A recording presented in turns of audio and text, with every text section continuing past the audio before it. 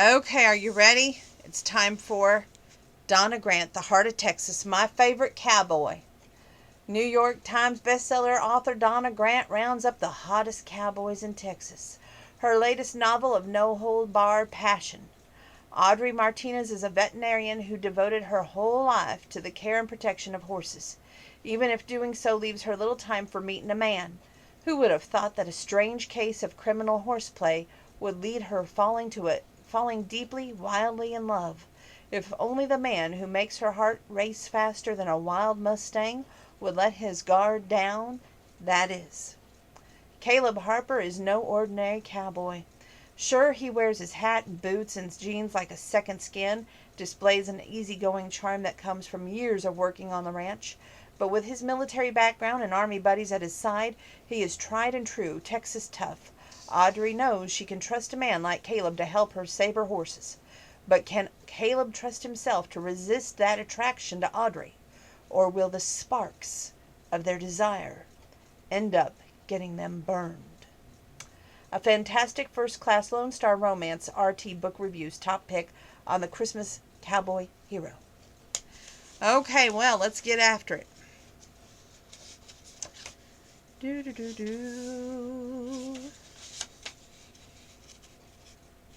I'm trying to see if I marked off any of these pages here.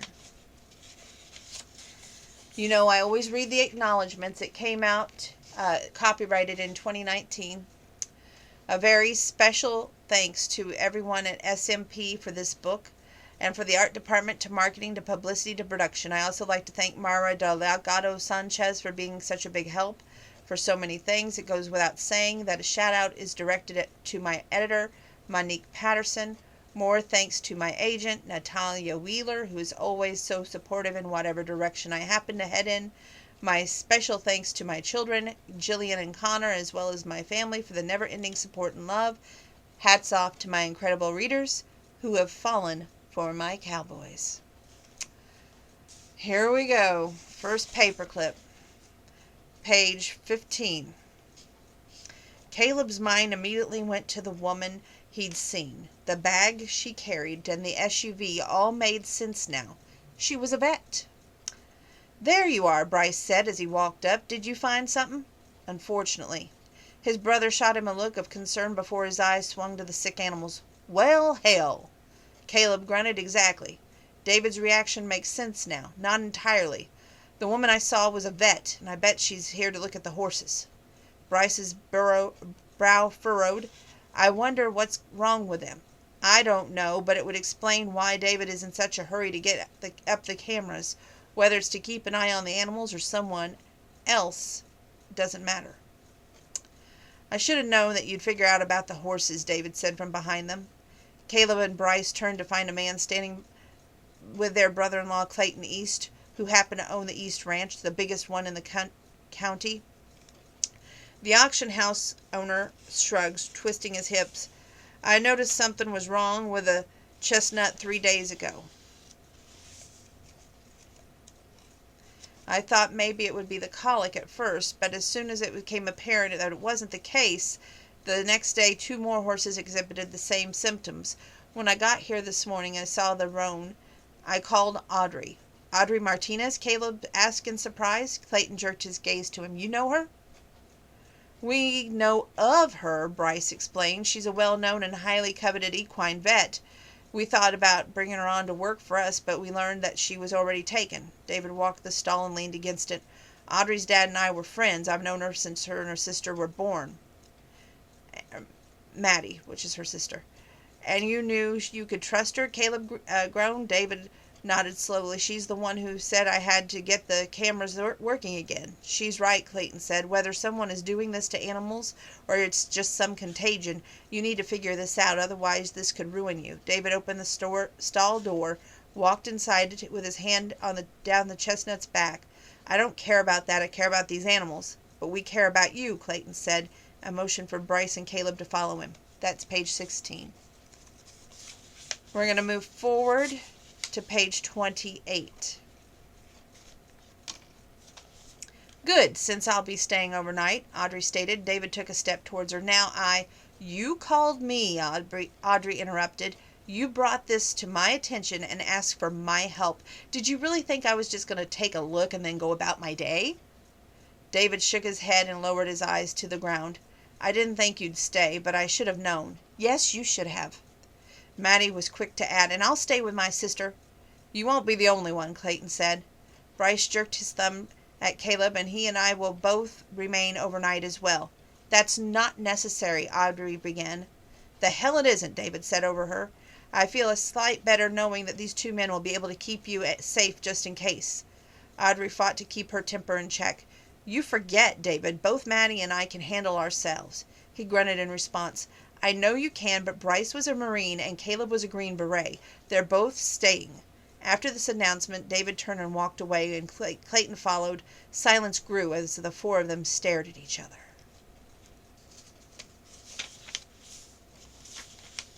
Page 34-35. When she turned to leave, her gaze landed on none other than the Caleb Harper. Audrey's heart skipped a beat when she saw his attention on her. She couldn't look away from his brown eyes.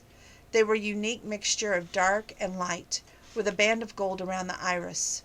Audrey realized that her breath was coming faster. Her fingers clasped the tablet slightly. How could she not react when faced with such an arresting man?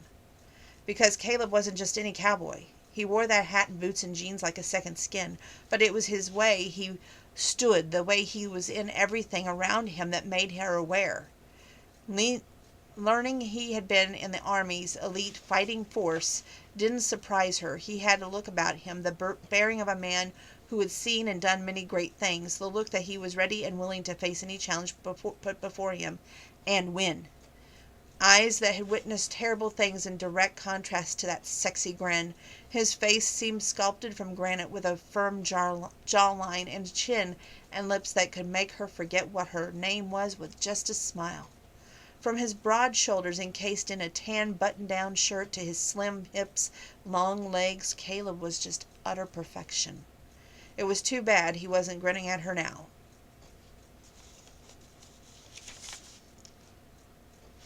Her eyes lifted to meet his. "Maddie is as skilled as I am."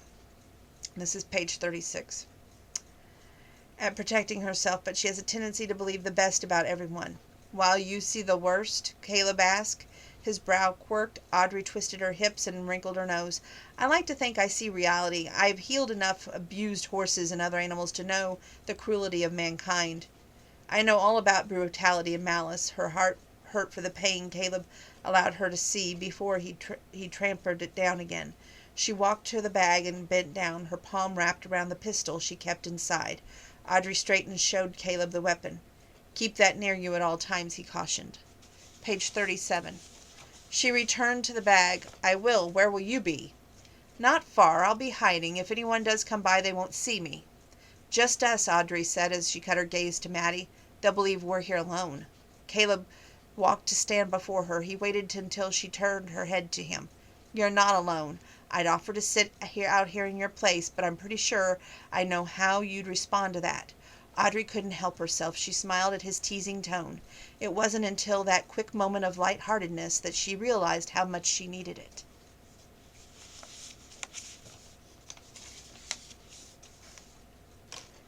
Moving forward to the next paper clip. 43. "I'm sorry about your mother." His mother had passed on, and they had just shared that moment.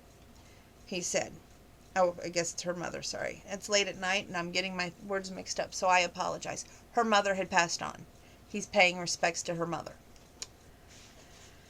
Eyes a deep, earthy brown meet his, and he saw flashes of copper there, adding more depth of her beautiful orbs. Audrey drew a breath, her shoulders rising. "Thanks, it's been hard, more so on my father. My parents had that kind of love you read about, but you never think to see. When she died, so did a part of him." "I know that kind of love you speak of. My sister Clayton found it, as did Bryce and Naomi." "Not you?" Caleb had asked that question a dozen times, but somehow, coming from Audrey, it made him think, really think, about the answer for once. "Not yet." The words came out before he realized it. Yet?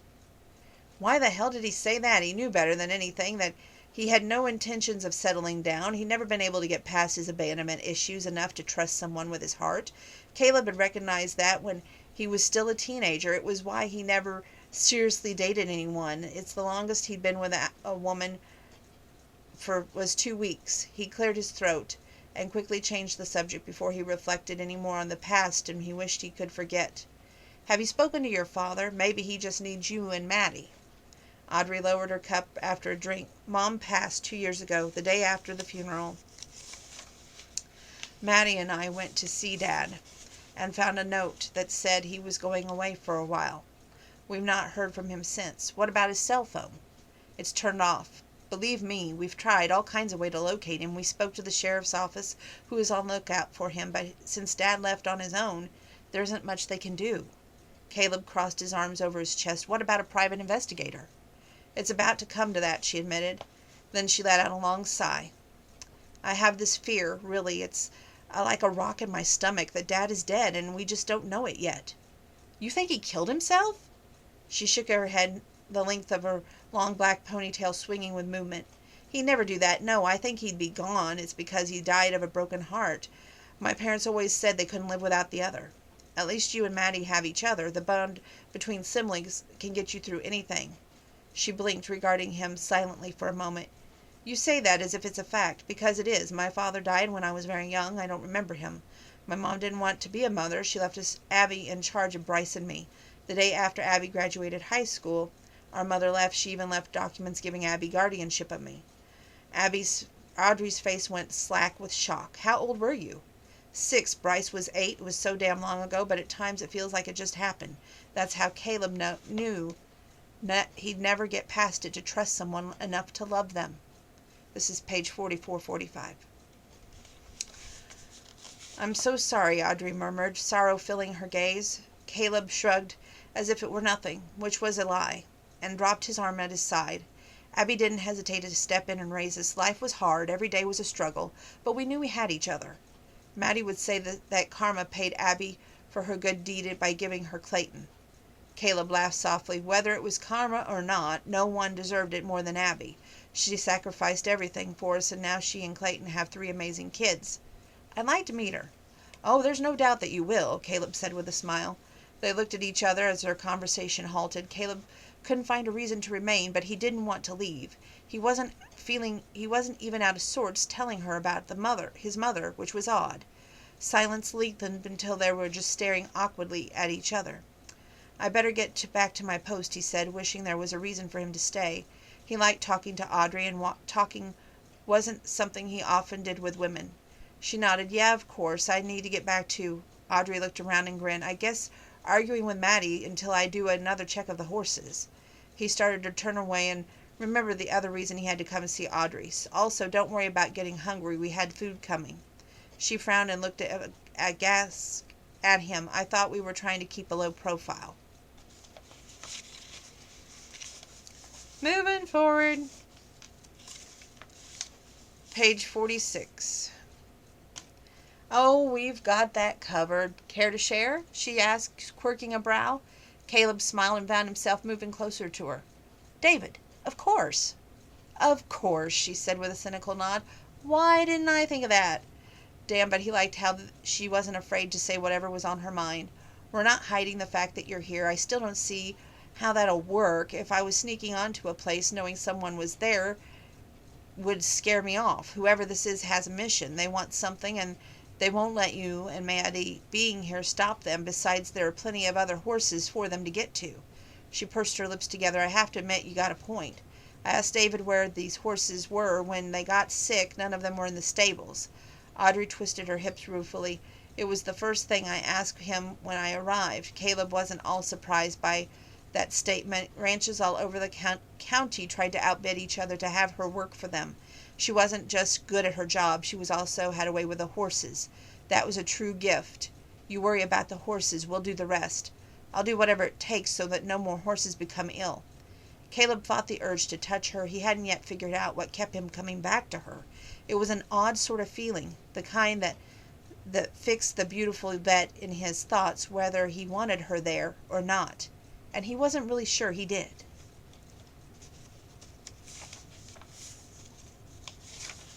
Page 66. Let them settle down a bit. I have a few minor scratches, but I didn't see anything worse than that.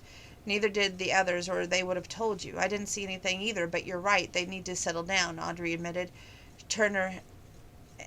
turned her head to him. Thank you, by the way. I'm glad that you were here and saw the intruder. He grinned at her, looking away. Just doing what needed to be done. I'm sorry I wasn't here to catch him. You would have, and had the horses not been let loose, it was just bad luck. There's been enough of that. You and the horses need a break, and it slipped through my fingers. Our fingers, she corrected. His eyes slid back to her. There was something about that word that did strange things to him. Our fingers. She faced front. I've been pretty lucky as a vet. I've been able to help many animals, but sitting here watching these horses slowly get worse right before my eyes, and I can't get the answers I need fast enough. If I give them the wrong medicine, it might speed up the poison, or they could have a reaction to the drug and die. Horses are magnificent creatures. They can do some pretty amazing things, but their bodies are delicate, Caleb said. She straightened her legs, crossing her ankles. That is so true. There's very little room for error. Why did you become an equine vet versus a regular vet? My father put me on the first horse I could before I was walking. My mother used to show horses, and my father was a farrier. They met at an event Mom participated in, and they were together every day since. Page 67. Caleb shifted to get more comfortable. So you've always been around horses? Yes, perhaps that's where I got my passion for them, but I love all animals. As far back as I can remember, I was finding wounded animals and saving them. My parents indulged me, locating people who rehabilitated whatever animal, and I had found that so I could learn. But everything always came back to the horses. I never hesitated in my pursuit to becoming an equine vet.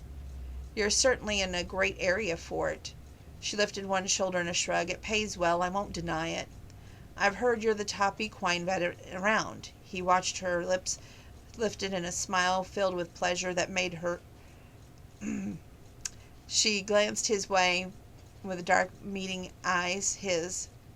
And there are other just as good as I am. I'm not so sure of that. I know that you have a pick of who you work for. When Bryce and I began our ranch, I heard nothing but good things about you. I planned to call and see if you wanted to be our vet, but Naomi was too quick to point out that you were already truly taken by 2 other ranches. You wanted to hire me? Her surprise made Caleb smile. For someone who was so good at their job, she was remarkably humble. Caleb was beginning to wonder if there was anything about Audrey he didn't like. This was something new for him, and he knew he was traveling unknown waters. Yet he waited eagerly. Moving forward. Page 74.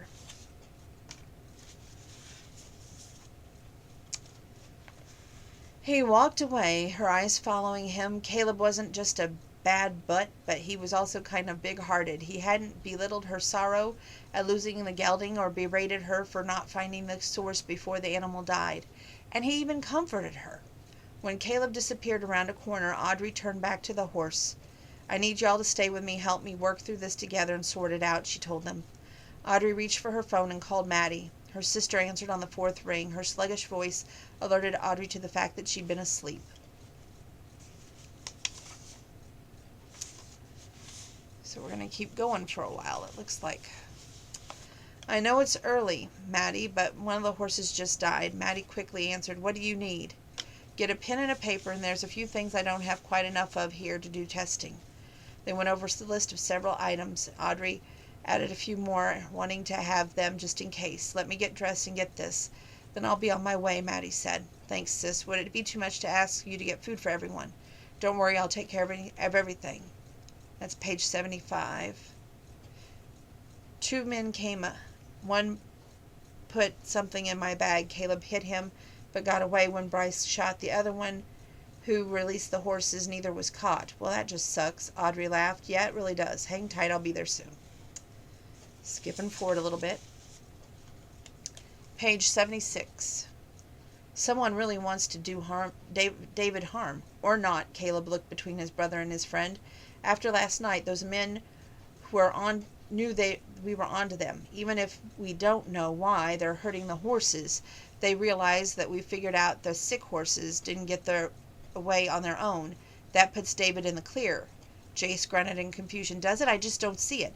In my mind, David is their target. This is the auction house. He is responsible for the animals, Bryce said. Caleb pulled the keys from his pocket. His anxiety was out there. Why Maddie wasn't there yet, and we can debate this later. I'm going to go look for Maddie.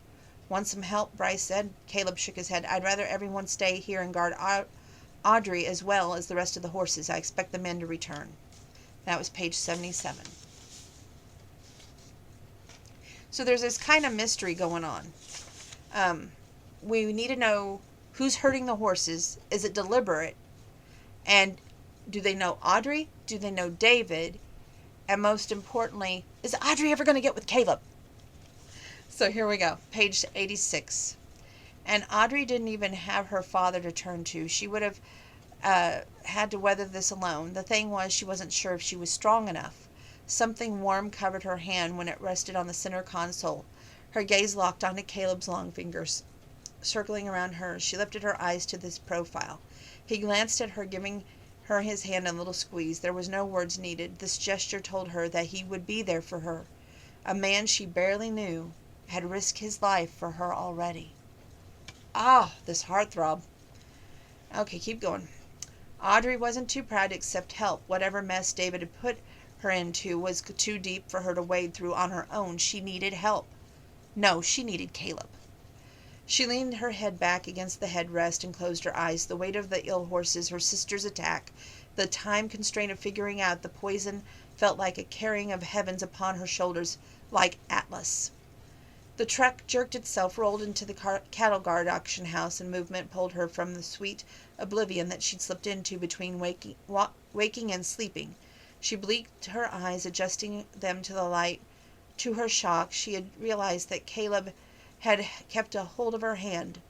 She was loath to move, and apparently she wasn't the only one. When he parked the vehicle, none of them moved to get out. Thank you, she said, looking out the windshield. He nodded. My pleasure. Are you all right? Audrey glanced behind her to Maddie and smiled and said yes. Once more he squeezed her hand to his. That's good to hear.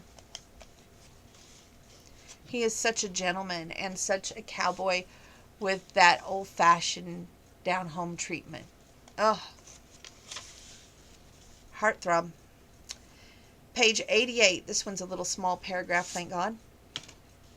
Each time Audrey looked up, Caleb's eyes were on her. She knew that no one would get near her or Maddie as long as Caleb and the others were near. And that's what she needed, that kind of reassurance. Page 107. We're really booking here, aren't we? I forget how many pages. Oh, there's only 300 pages. We might get through this. It might be another part 2-er. We'll see here. Naomi waved away her incoherent utterance. I understand the Harper boys are hard to resist. I didn't even try when it came to Bryce. I got so swept up in it all. There was no point in even trying to find my feet. I just went with it. Audrey stared at Naomi, unsure of what to say. Maybe you should do the same. Audrey's mouth opened, but no words came out.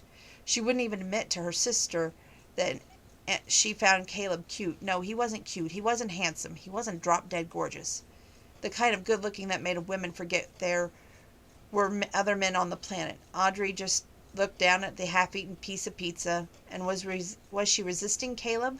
She was pretty sure that wasn't the case. In fact, if there was any hint that he might be into her, she wouldn't resist to show her interest. Audrey absently took another bite, but she didn't taste it. Had Caleb flirted and she had not seen it? It was a distinct possibility. After all, when she was dealing with horses, she tended to forget about everyone and everything. But surely she would have noticed that. She slumped against the side of an empty stall, aware that she was fooling herself. She wouldn't have noticed that kind of flirting. It was one of the reasons she never had relationships. Maddie called her a serial dater. Her father used to say it was because she had such high expectations. Her mother once said that if she didn't open her heart, she'd be reduced to one-night stands. Audrey had seen nothing wrong with her continual rotation of dates until now. Why? How had one handsome cowboy changed that? And she didn't even know if he was interested in her. She finished off that pizza and soon reached for another slice. Before she realized it, she'd eaten 4. Perhaps Maddie had a point. She should make an effort to eat more regularly. Maybe she wouldn't gorge herself on food when she did finally have a meal.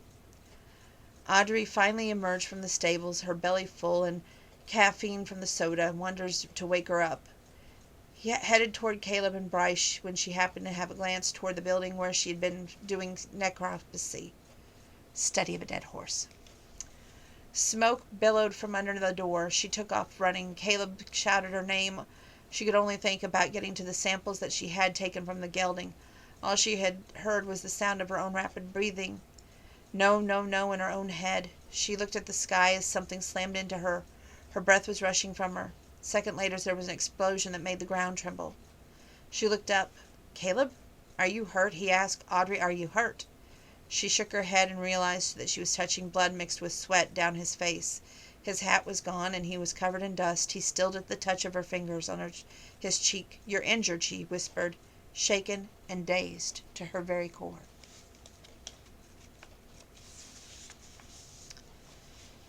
Page 123. You're good at a great many things, brother. You break women's hearts every day without even trying. I've seen you look at millions of them different million ways, but there's a different expression on your face when you look at Audrey. You might want to think about that when you try and tell yourself that you'll never change. Caleb didn't reply. After a long moment, Bryce walked out. He didn't like his brother's words, not because they weren't true, but because they were. The thing was, Caleb had always known that he could never be in a relationship. And he known that. Why? Thanks to their mother. The 3 of them had abandonment issues so deep. Clayton still had to reassure Abby, even after all this time. Their mother leaving had a profound scar upon them. Page 124. Somehow, Abby and Bryce had been able to get past it, but Caleb knew that he would never could. He might have been the only one 6 at the time that had knowledge that his mother didn't love him enough to stay, something he couldn't easily forget. He always known that if he had been too much trouble and not sufficiently able to be loved to keep their mother with them. Was it just because he'd been a child, or was there things about him that he would always be there? He'd come to believe that it was something innate about him, some part of his DNA that made him incapable of inspiring that kind of love and affection that his siblings had found. Caleb was okay with that. He found other ways to seek the closeness he needed so desperately. Besides, there was worse things in life than living alone. Page 143. Abby wasn't looking for love. Neither was Bryce. And yet, that both siblings found it. And I believe it's the kind of love that's real, the kind that lasts, the kind that people fight for every day and work to keep going. They're so lucky, Audrey said in a whisper. Yeah, I suppose they are. She pulled her eyes from Caleb and looked out in the window, and there were depths to Caleb that he didn't let many people see, but she thought that maybe she'd gotten a brief glimpse. His smile was easygoing. Nature hid much. That was obvious. Then again, she hid a lot too. She was rarely told much about herself. It was just easier to keep people at arm's length if they didn't know her. Do you get lonely? Caleb asked. Yes. You? Yeah. She switched the beer to the other hand and took a sip of it. It always hits me when I least expect it. When you're surrounded by others, or late at night when I can't sleep. That's page 144.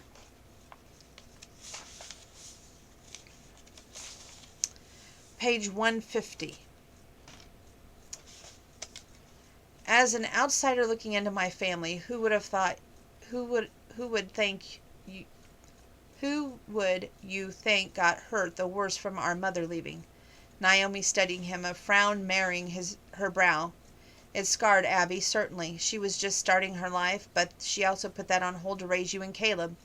She was also older. While it hurt her, and obviously left her with the same abandonment issues as you and Caleb, I think she handled it better. Okay. You, Naomi continued, found the note your mother left first. You read it. and realized what had happened. To this day, Bryce remembers that sinking feeling, as if someone had hold of his ankles and was pulling him down into nothing. He curled up on the floor, rocking back and forth as he wondered what he had done to make his mother leave. Naomi touched his cheek. "Your wounds are healing, my love, but I know you still battle for them. For a long time you didn't realize that your mother leaving had done such damage, but when you did, you faced it head on." He turned his head and kissed her palm before pulling her down to his chest. "And Caleb?" Page 151. He didn't react to what happened right away. All he wanted as a 6-year-old was breakfast. So as he woke Abby, she found the note and then you, and she did her best to get the world right for both of you again. But because Caleb didn't respond right away, you did. Both you and Abby believed that he wasn't affected. Bryce swallowed. "I can't remember if Caleb was still in bed when I got up or we shared a room, so I should know. You never ask him? It's not something we 3 talk about." Naomi shot Bryce a flat look. "Perhaps you should, because I think there's a real possibility that Caleb wasn't just up, but he saw your mother leaving." It felt as if Bryce had been kicked in the chest. He shook his head, wanting to deny it, but yet it made sense. Of all the 3 of them, Caleb was the only one adamant about being alone, about never trusting anyone enough to allow them to get close to hurt him. "Oh, God," Bryce murmured. Naomi hurried to say, "It's pure speculation on my part. Why else would he be so averse to relationships? He's not against it. Love, look at what he has with you, Jace, Cooper, Clayton, Abby, the kids, even Shane for that matter." Bryce ran a hand down his face. "It's women." She nodded. "Yes, what do I do? Be there for him. Whether it's tomorrow, 20 years from now, he's going to meet someone that makes him feel like he wants to get close. If he doesn't run away, he's going to need family to help steady him." That was page 151. Page 152. Bryce smiled down at her. "You're part of this family as well, darling. I love you, Bryce. I love you too, Naomi." Okay, page 162. He gave her a nod. "Thanks. Any horses strike your fancy?" She laughed and made her way towards him, more at ease now than since he was closed. "All of them, of course, but I did show some attention to that black mare." "Ah, we bought her from a sheik. She's an Arabian. I haven't had a chance to spend much time with the Arabian. Most of the horses I handle are quarter horses or thoroughbreds. Spend as much time as you want with her." "So a sheik, huh?" Audrey asked, wanting to know more. Caleb laughed loudly. "It was quite by accident. We were in Upper New York looking at a mare when I saw her. She was fighting the men trying to load her into the trailer. I immediately walked over and took her the leads from the men. She calmed instantly. I walked around for a bit. I had no idea that her owner was there. He had flown from Saudi Arabia to breed her, but she hadn't been taking the flights so well." "Most don't," Audrey said. Caleb nodded in agreement. "The sheik found Bryce and asked if we would be interested in buying her, since I was the only one who had been able to calm her in over 2 weeks. No one else could even get near her. I'm glad you were there. Right time, right place, apparently." He smiled. "She walked right into the trailer for me, and we brought her here. I've had offers from others to buy her, but she's not going anywhere." Audrey knew at that moment that man she had been looking at was for none other than that hot cowboy in front of her. Page 163. Moving forward. Page 186. "Then train them. That still means I have to trust people we hire to ensure that they're doing what they're supposed to do." She couldn't help but smile at him. "That's called running a business." He gave her a flat look. "I know that. Don't forget I was part of the East Ranch for many years. I worked on it from the time I was 14 until 3 years ago. I know every facet of that ranch. I don't understand why you wouldn't want to be as well known." "Oh, I didn't say that. I said I didn't want to be well known. I want people to seek us out to either buy horses or train them. I want people to know that when they come to us, it's ensured that they'll get a well-trained horse that hasn't been abused." Aubrey brought her knees to her chest as she licked the remnants of the food from her lips. "Now I see it takes years to build that kind of reputation, hiring others that could damage it with one bad incident." "Exactly. Clayton raises, breeds, sells cattle. His stock is highly sought by other ranchers, but there's no training involved with him. You have to take care of the animals, but they stay out to pasture." You'll succeed. Gave her a peculiar look. What? Caleb gave her a peculiar look. Why do you say that? It isn't in your nature to fail. And that was page 186. The reason I marked that is because it shows she believes in him. She believes that he has a goal, he has dreams, and she believes in the whole package. She's going to support him. And that's one big thing in a relationship. You got to be able to support each other. But does Caleb support Audrey? Well, we'll find out as the story goes along. Page 202. Caleb told Bryce that he thinks he'll remain single forever. That's a mighty long time. Clayton snorted. It certainly is. Why do you think Audrey could change things? The way he acts around her. Caleb has always been generous with people. He's got that kindest hearts I've ever seen, but he's never lets women who could be romantic with him close enough to see the real him. I think if anyone's got a shot, it's Audrey. Danny twisted his lips. That's if she wants it. I think she does. I've watched them for 2 days. Caleb has never been more in tune with a woman before. He worried about her and cared for her because he wanted to, not because he thought it was his duty.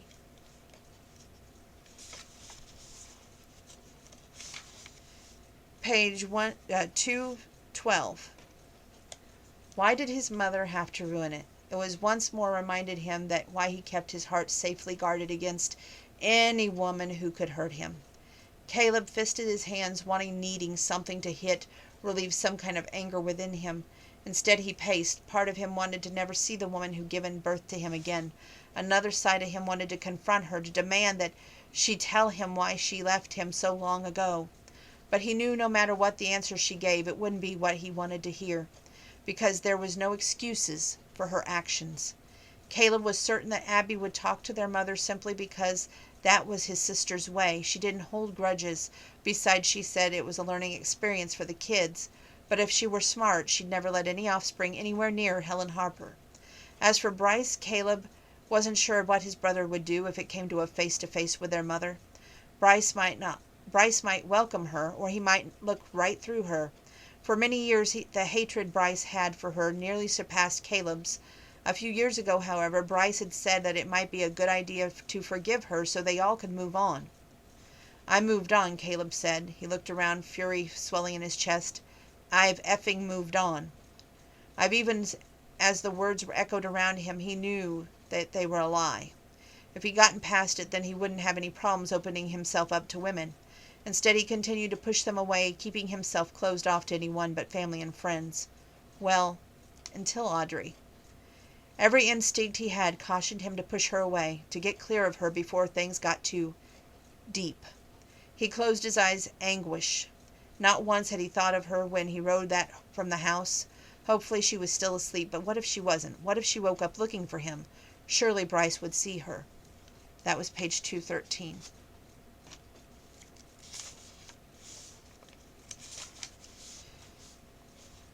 Page 217. Caleb studied her as she spoke, as he took a step back.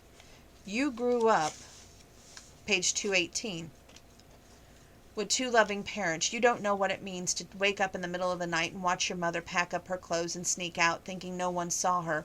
You don't know what it feels like to call out to her, to beg her to stay, to tell her that you love her and have her shut the door in your face, to know that you weren't enough, that your love wasn't enough to make her stay. Oh, God, Caleb, I had no idea. He snorted. No, you really don't. Audrey wished she could take it back, the words. It didn't matter if Caleb had seen his mom leave or not. She had no right to tell him that he shouldn't wish her dead. She felt like an utter fool, and she wasn't sure she could take it back. The pain in his eyes was unbearable, just as it was excruciating to hear the agony in his words as he related what had happened that night so long ago. It had left a wound that never healed. It had scabbed over and maybe even attempted to mend, but it never had. Audrey reached for Caleb, but he turned on his heel and walked away. Audrey dropped her head in her hands, wishing she could turn back time. Of all ways she wanted this day to go, this was not it. The entire time Caleb had been gone, she thought about what she would say to him to avoid just the situation. And what did she do? Ended up right where she didn't want to be. Just fantastic, she mumbled as she dropped her hands to her side. Now what was she supposed to do? She hadn't had a relationship last longer than a month, and that had been back in high school when she had no choice but to see her boyfriend in class. This was entirely different. Page 219. Did she go after Caleb and try to talk to him? Did she let him cool off before they spoke again, or whatever had been blossoming between them over? She didn't know him well enough to discern what option to take. She already messed up once. She really didn't want to get further damage, but she also didn't want to leave things the way they were. Audrey squared her shoulders and went after him. She found him lifting 100-pound bags of feed from a flatbed trailer into a feed room. He walked right past her, ignoring her as he moved the bag after bag. Audrey saw the pain through the mask of the anger he wore. All she wanted to do was hug him, wrap her arms around him, and try to take away some of the heartache. After he dropped the bag, she finally stepped in front of him, blocking his way. When he tried to go around her, she wrapped her arm around his neck and held him tightly. "I'm sorry, I'm so sorry," Audrey murmured. A full minute passed before his hand slowly came up to rest on her back. Then he splayed his fingers and held her tighter before winding his arms around her. Tears filled her eyes when he buried his face in her neck. Page 240. Naomi shook her head and rolled her eyes. "Men, I swear." Page 241. "What?" Caleb asked, more confused. "I mean it. I don't know. What to do? Yes, I've heard you, she said over him. "You watch movies, right? TV. Everything you need to know is right there for you to get. See how a couple holds hands, how they kiss, how they have their arms around each other." Now he was offended. "I know how to do that bit. All the other things you want to know are in there as well. What the next step is, how to talk about the next step, how to treat her, and everything else. You make it sound as if there's a Bible to figuring out women has been right in front of me this whole time." Naomi cocked her hip and gave him an icy glare. "Honey, it has been. Pick up a romance book. Watch one of those chick flicks the men always roll their eyes at. You'll find out all you'll need to know. You want to be wined and dined. You want someone to be romantic." Naomi sighed loudly. "Yes and no. Being romantic isn't always about flowers and gifts. It's about something meaningful to the one you care about. Follow your heart, Caleb. If you like Audrey, then don't let her slip through your fingers. I've never met anyone like her before. He shrugged, crossed his arms over his chest. "She's everything. Bryce will bring her back, and when she comes to get them, bring her things back, and when she comes to get them, you need to tell her how you feel." Caleb took a step back, appalled at that idea. "What? You're crazy. What I mean to say is, we're just getting to know each other." Page 242. Naomi pushed away from the island and walked even with him. "Can you stop thinking about her?" "No." "Do you wish she was still here with you, or you were with her?" "Yes." "Do memories of the last time you were seeing each other run through your mind? Conversation, touches, smiles?" He nodded, an odd feeling developing in his gut. Naomi touched his arm. "You might not want to hear this, but all of it sounds like you've got it bad for her. After all this time, a woman who can finally get your attention a big way." Before Caleb could respond, the back door opened. Bryce walked in. Unfortunately, his hands were empty, and by the looks of regret on his face, he didn't bring good news. "Her truck was gone," Bryce said. Caleb snorted, feeling as if he heard a horses were standing on his lungs. "Of course it was. After all the way I've treated women for years, this is my punishment. This is my fate, having it laugh at me." "It isn't the end," Naomi said. Bryce nodded. He came to stand beside his wife. "She's right. It isn't. Fine, Audrey. Talk to her. It's not like you two said you wouldn't see each other again." "Our last conversation didn't go exactly well," Caleb said. Bryce made a face at him. "So? It comes down if you want her or not. If I'd known you felt this way, I never would have even interfered. You were looking out for me." "You never bring a woman here, and you were so upset," Bryce said as he scrunched a hand over his jaw.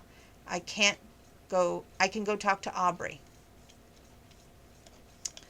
Let me see. Okay, we read the whole page here. Caleb pointed a finger at his brother. "No. Do you hear me? Stay out of it." He looked at Naomi. "Both of you. I know you mean well, but this is my problem to work out." Naomi winked at him. "We hear you loud and clear. Food is waiting. Eat it before it gets cold. Come on, my love," she said, taking Bryce's hand and led him to the door. Caleb watched as they left, and Bryce got to drive away with the tail lights. And he began to eat Naomi's famous spaghetti. If, and that was a big if, he and Audrey were going to B, he had several ideas for and moves in his arsenal just in case he had to use every single one of them to win her over. He searched through the entire romance section on Netflix before he grabbed a phone and looked up greatest romances of all time. After reading through the very long list of couple times, he narrowed to look down to a few. Surely he'd get all he needed to know from one or two movies. At least that was his plan. He knew how much his sister loved the old shows. One of her favorites was An Affair to Remember with Cary Grant. So that was the first one he picked. And Caleb ate his spaghetti while the movie opened. That's page 243.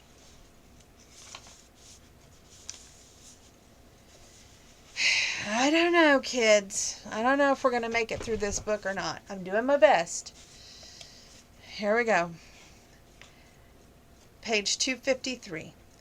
Caleb wiped the sweat from his forehead with the back of his arm and replaced the cowboy hat as he tied off the sorrel he'd been ridden to Bryce's and Naomi's. The past few days, one major issue after another had kept him immersed neck-deep in matters at the ranch. Every time he thought he could break away to try and locate Audrey, something else happened. Then, late at night, he held his phone and debated calling her. He'd gotten her number from Naomi. He even entered it into his cell, but yet he had yet to call her or send her a text. He'd written what he felt several different messages and then deleted every one of them before he could send. Nothing seemed right, not via some device. He wanted to see Audrey. He wanted to look into her eyes and gauge her reaction, something that couldn't be done through a cell phone. Oh, hallelujah. Right there in that paragraph, every man needs to hear that. Something that couldn't be done with a cell phone. Caleb knocked lightly on the back of the door. As he opened it, stuck his head in. The house was strangely quiet. And you're not going to get to know what happened because I'm going to hold you in suspense on that. We're going to move forward. Page 283. How can I not? He committed suicide because of me. I doubt you were the only reason. There is nothing that you can say that will make this any better. Patty was right. I use men. I get away from them as fast as I can. I do it because, she paused and shrugged, because I'm scared of getting close to someone. Because I want that kind of love my parents had, because it's all I know how to do. Caleb listened to her confession, hearing the heartbreak and loneliness he knew all too well in her voice. I use women. It's why Bryce took your things. I never brought anyone to the house before. I don't want to hurt anyone, but sometimes the idea of being alone is too much. Then, when I'm with a woman, I know it's a mistake. I don't want to hurt them with the truth, so I lie and disappear from their lives. What a pair we are, Audrey said with a half smile. I was going to call. Her gaze shifted away. Caleb inwardly winced at how lame his words sound. This wasn't the way to win Audrey over. It was time for the cold, hard truth. He took a deep breath. I've never been in this situation before. I don't know what to do here. I know how to leave. I know how to make women hate me. I don't know how to stay. I know how to make one want me. He said how he wanted to say love. He didn't know how to get a woman to fall in love with him. His stomach dropped when she didn't look his way. Naomi had been wrong. Watching all these romantic movies had done nothing to help him. He poured out his heart and told her the truth. He confessed things he'd barely been able to admit himself. And for what? None of it was doing a damn bit of good. It felt as if an unknown force was viciously, violently shredding his heart. And there wasn't a God-blessed thing he could do about it. Caleb stood, watching helplessly as everything had been building between them slowly faded away. There was something between us. You can't deny that, he told her. When she still wouldn't look at him, Caleb knew that he had two options. He could keep talking and try to convince her to give him another shot, or he could just leave. He didn't want to just walk out that door because he knew if he did, he'd never see Audrey again. But he also knew if he could stand there talking until the end of time, she wouldn't change her mind. She told herself that she walked away from men just as he did with women. It was his turn to understand what it felt like to fall for someone who didn't return the feelings, and quite frankly, it sucked. Caleb retrieved his rifle from the rack and came back to stand near her. He tried to find something to say, but he couldn't muster anything worth a damn, so he walked away. It was something he'd done countless times before, but today, his heart stayed behind. That's like a George Strait song, isn't it? Even my heart was smart enough to stay behind. That's page 285. We move forward.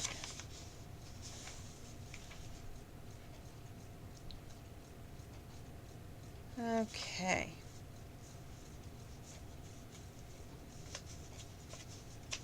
Well, I guess we're going to keep reading. My eyes are getting tired. The sister comes in. They talk.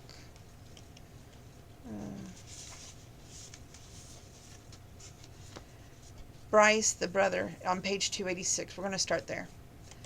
Set down the glass and leaned against the island. I came to kick your butt for not cluing me in on what was going on, but from the looks of your face, tells me that you need to be put on hold for now. Things with Audrey didn't go well.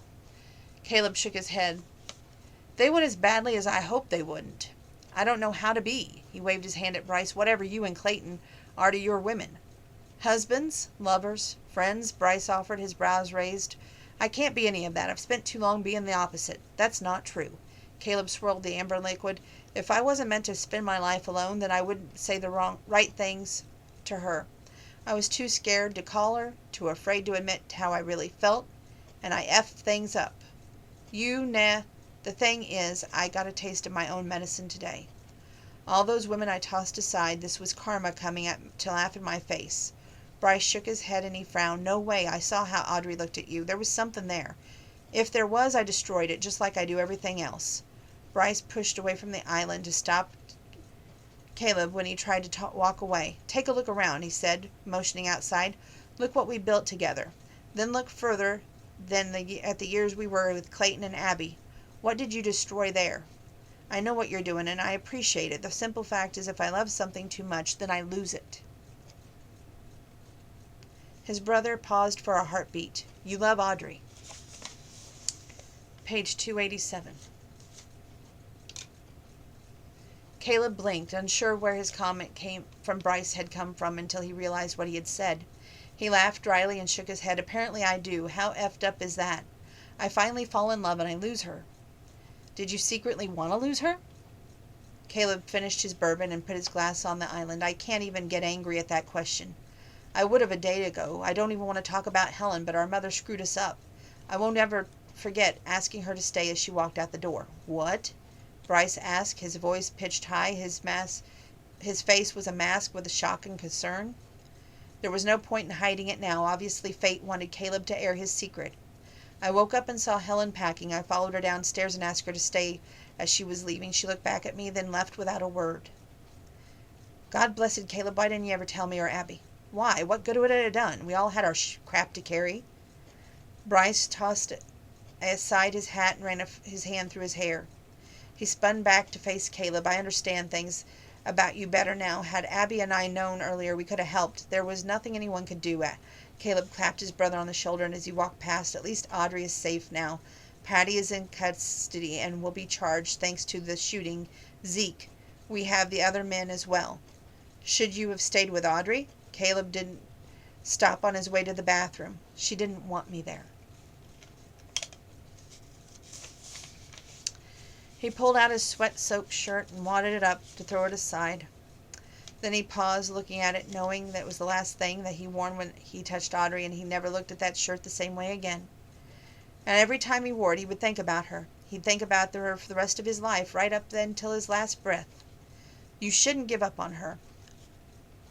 Caleb jumped and whirled around and glared at his brother, who stood with his hands on the door jab. What the hell, Bryce? I thought you'd be gone by now. You're not going to get by without replying. She made it very obvious that she doesn't want me. I have had so many women beg, plead me, and tried to change my mind. It's been a horrible experience. I don't want to do that with her.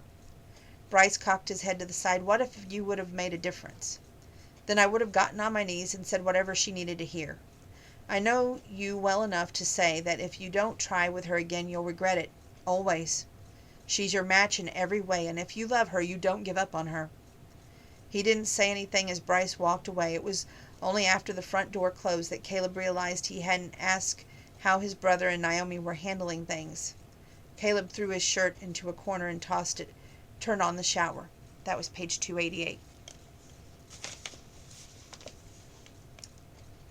We might make it. I'm not sure, but we'll try.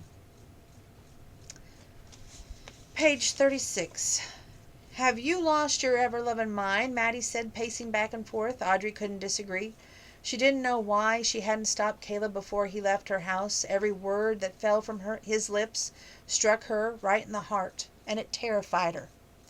Now, 3 days later, she couldn't still see Caleb standing in the kitchen, still hear the pleading in his voice as he spoke. She could still see the hope in his eyes. Maddie stopped in front of her, causing the image Audrey had created of Caleb to vanish. She blinked and focused on her sister's angry face. You had the thing you've been searching for, Maddie said, her voice laced with frustration and a bit of ire. The love you read about, the one you thought you would never find, well, you did, and it did happen. Audrey pushed the uneaten food away. She couldn't stand the smell of it right now. And you don't know that. Page 290. Maddie snorted loudly. You haven't slept properly since you stayed that night with Caleb. You haven't eaten in 3 days, and you don't think I haven't seen you repeatedly filling your wine glass. You haven't even been to work despite being cleared by the police, nor have you been returning any of the messages people left for you to see their horses. Stop, Audrey mumbled. But Maddie shifted so that she would stay in Audrey's line of sight. Face it, sis, you're prime time 100% in love with Caleb Harper. Audrey stood and pushed and past Maddie. She couldn't hear any more from her sister because it was that same thing she'd been saying to herself. Why did you let him leave? Maddie asked, following her. Audrey stopped as she entered the bedroom. She turned, grabbed the door frame. Because I'm terrified of letting myself love him, she said, and closed the door. Going to get some tea on that note.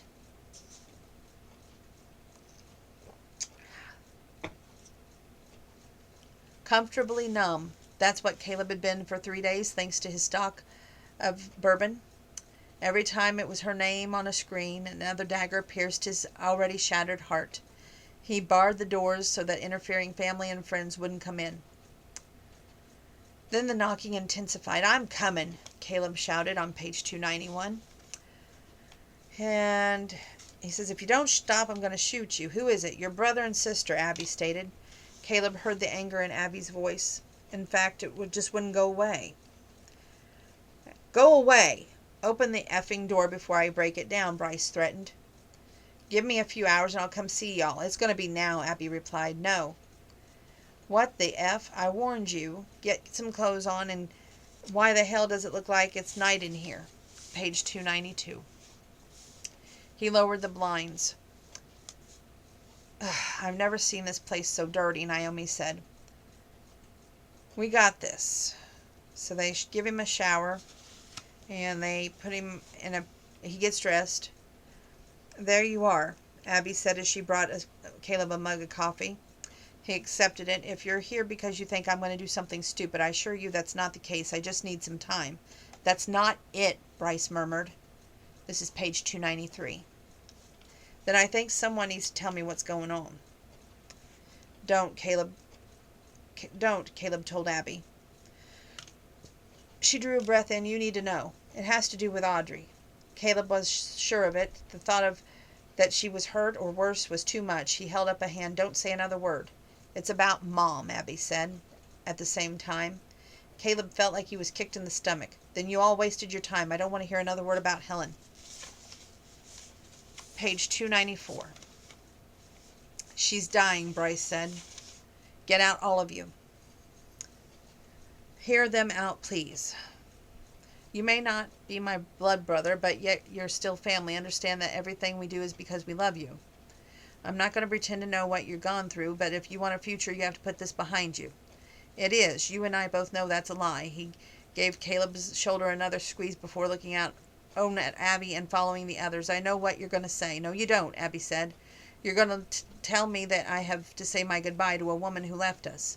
I wish you had told me that you tried to stop Mom from leaving. I hate that you carried that all around all these years alone. Caleb shrugged because there was nothing else to say. Page 295.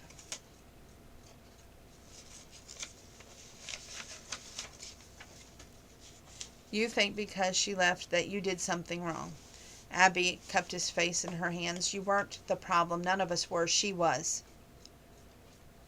You are kind and generous and love more than you ever could know. Never forget that. Never, she said emphatically.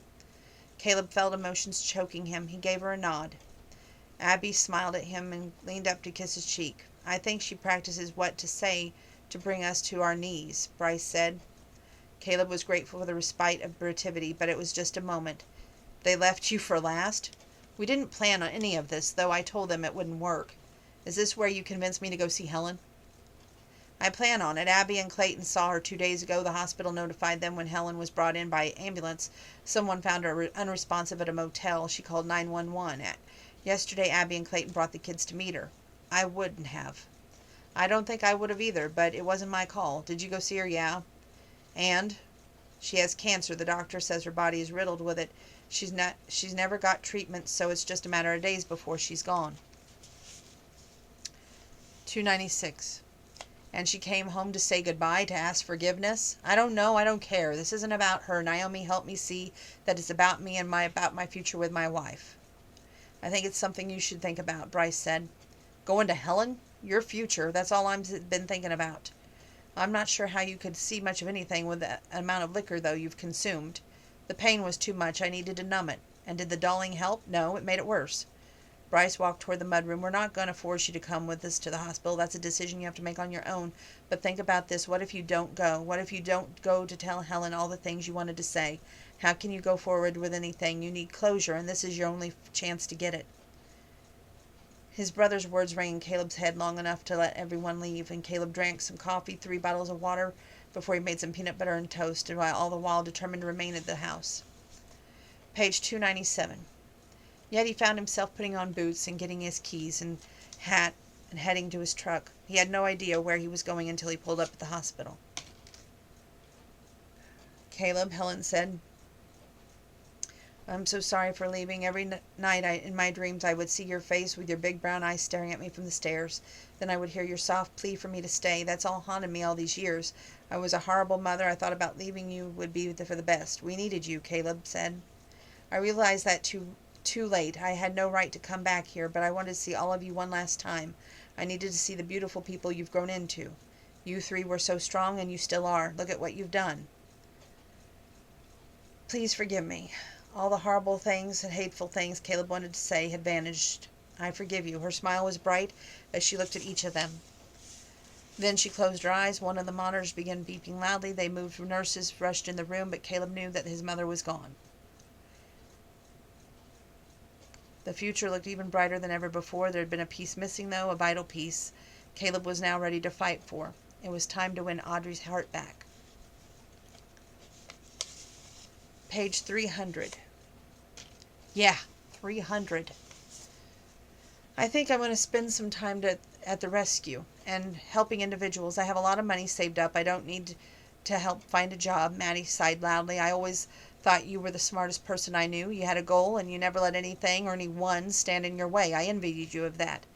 Audrey spun back around to look at her sister. Maddie had never spoken to her about anything like this before, and she was so completely taken back by all of it. What are you talking about? Maddie looked briefly at the ceiling. You had life figured out early. You knew that you loved and what you wanted to do. You got grades, saved every cent, worked for, managed, maintain a 4-point GPA in college while interning as an equine vet. Successful doesn't even begin to describe you. How could I ever compete with that? Compete? She gave a confused shake of her head. I never knew that would happen from one day to the next. There were times I didn't think that I would get through the week, while you wake up with a smile and find everything good. You don't worry about mundane, stupid things like I do. You live freely because of it. Wonderful things happen to you. You mean like a sister who lets me live with her and pay rent? Exactly that. When I focus on things like that, schooling or career, I can just forget that I'm so lonely that the ache feels like it swallows me whole. This is page 307. Or 301, sorry. We just lost a paperclip.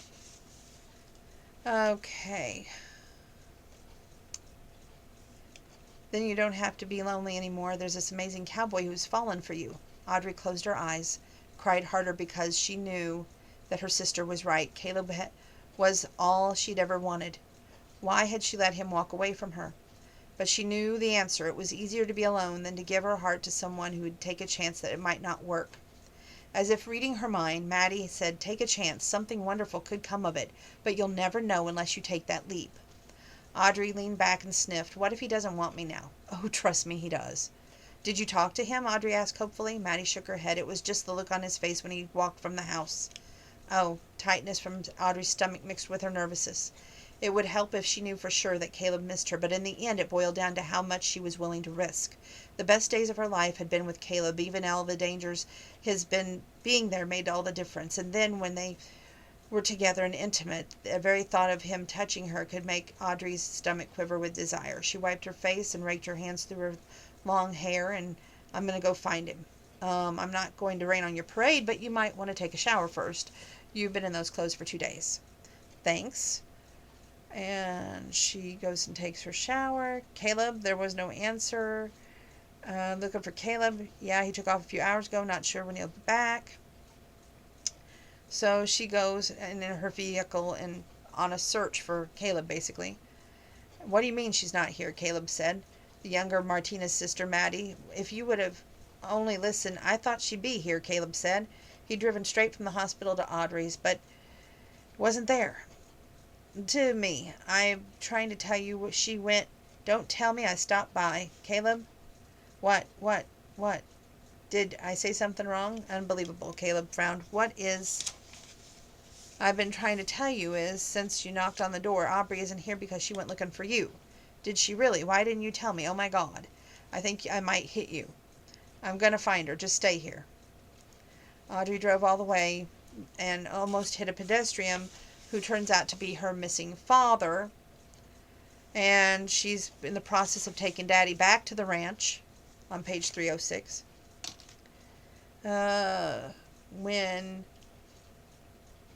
Come, I'll take you to my place. You can tell Maddie everything. Audrey was leading her father to the SUV when she glanced to the left and saw a red truck parked on the opposite side of the 4-lane highway. Or road, sorry. Leaning against the vehicle was none other than Caleb Harper. Who's that? Her dad asked. I'll be right back. She took her eyes off Caleb long enough to check and make sure there was no one coming before she crossed the road. She didn't make it halfway across before Caleb met her in the middle and pulled her back to his truck. I'm such a fool, she said. At the same time, I can't stop thinking about you. They shared a laugh. Go ahead, he said. I don't know where to begin. I'm sorry for the other day. I thought it would be better to remain alone than risk giving you my heart, but these past few days have shown me that I don't want that. I want you. I saw my mother today. Is that good? I forgave her right before she died. Oh, Caleb. Page 307. And the final paper clip. Everybody's going, thank you, Lord. It made me see the pain that I held in my heart stopped me from allowing myself to love anyone. She left us, but I thought it was because of me. I didn't think that I could be loved. That's not true, Audrey said. I know that now. You helped me see that. It was also you who paved the way for me to see that. In order for me to move forward, I had to forgive her. Me? You. Don't look so surprised. You're an incredible person. I knew you were different from the first moment I met you. I don't know when you took my heart, but it's yours if you want it. Fresh tears rolled down Audrey's face. I do want it. I really do. I don't want to scare you off, and perhaps I should wait, but I want you to know all of it. I love you, Audrey. You're the light in the darkness, a blaze so bright, and you're fierce that it will never go out. It's called me home to you.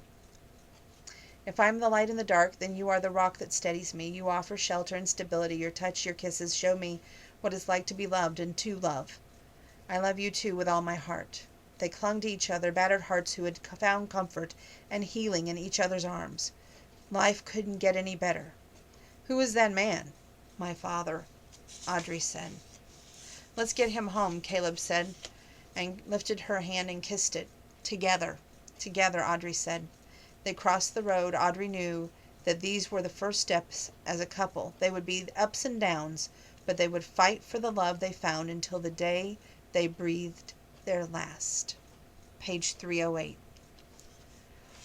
And I'm not going to read what happened 6 months later. You're going to have to find out yourself. And who is Patty? That's probably a question you have.